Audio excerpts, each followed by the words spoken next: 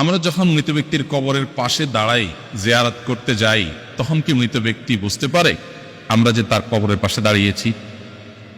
আমরা যখন কোনো মৃত ব্যক্তির কবরের পাশে দাঁড়াই, জিয়ারত করতে যাই, সালাম পেশ করি, তখন তারা সেটা টের পান।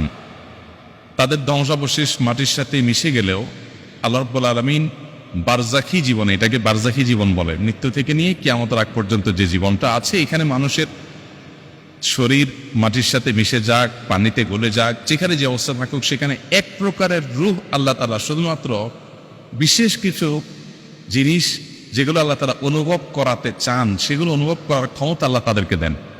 এর ভিতরে একটা হলো এটা যে কোনো ব্যক্তি তার কবর জিয়ারত করতে গেলে, কে আসলো জিয়ারত করতে, সেটা তিনি টের পান। সালাম যখন দেন তখন সালামের জবাবও তিনি দেন, সেটা আমরা শুনতে পাই না, জাস্ট এটুকু। এটা বহু সালাফের মত। ইমাম ইবনে আব্দুল বার রাহিমাহুল্লাহ, বরাতে ইবনে কাইয়িম রাহিমাহুল্লাহ, অনেক ইমামগণ এ বিষয়ে অনেকগুলো হাদিস উল্লেখ করেছেন। যদিও আপনার সমকালীন ওলামাদের মধ্যে শেখ বিন বাজ রহমতুল্লাহ সৌদি আরবের সাবেক মুফতি, উনি এ বিষয়ে ভিন্নমত পোষণ করেছেন, আর অনেকে ভিন্নমত পোষণ করেছেন। তারা বলেছেন যে মৃত ব্যক্তি টের পায় কি পায় না, এই বিষয়টা হাদিস দ্বারা চূড়ান্তভাবে, পরিষ্কারভাবে, ক্লিয়ারলি প্রমাণিত না। বাট তারা আবার এটাও বলেন নাই যে মৃত ব্যক্তি টের পায় না।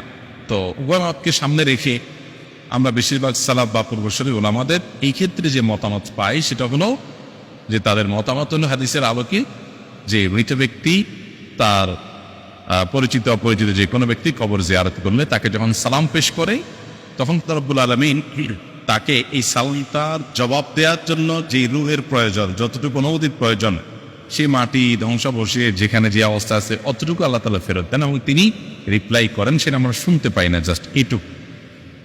তবে মৃত ব্যক্তি আমাদের সালামের জবাব দিচ্ছেন, তিনি আমাদেরকে জানুক বা না জানুক, আমরা গেলাম কি গেলাম না সেটা টের পেলেন কি পেলেন না, এর চেয়ে বড় বিষয় হলো আমাদের জন্য কবর জিয়ারত করা সুন্নাহ।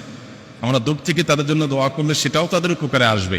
কাছে যেই দোয়া করতে হবে এটা জরুরি না, কিন্তু কাছে গিয়ে সালাম পেশ করাটা সুন্নাত। আমরা কাছে গিয়ে সালাম পেশ করলে আলাদা সওয়াব হবে। এজন্য সাধ্যে থাকলে অবশ্যই কবর জিয়ারতের চেষ্টা করা উচিত।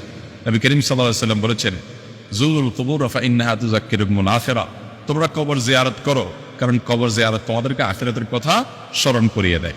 তাহলে খোলাসা কথা হলো, মৃত ব্যক্তির কবরের পাশে গিয়ে দাঁড়িয়ে সালাম পেশ করলে তিনি সে সালামের জবাব দেওয়ার মতো শক্তি, সামর্থ্য, রূহ তার ওই ধ্বংসাবশেষ বা তার শরীর দেহাবশেষ, যেটা দেহাবশেষ, সেখানে আল্লাহ তাআলা অতটুকু ফেরত দেন এবং তিনি সেটা দিয়ে রিপ্লাই দেন, আমরা শুনতে পাই না। এবং বিভিন্ন সালাফের বক্তব্য থেকে আমরা জানি যে তিনি টেরও পান যে কে আসলো কে আসলো না।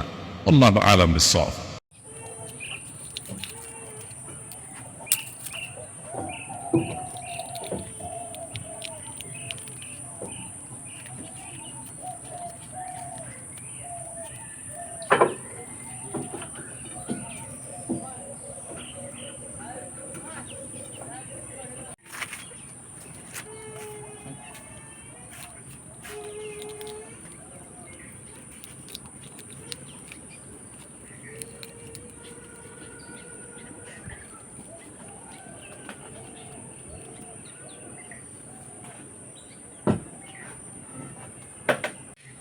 আমি তো ভালো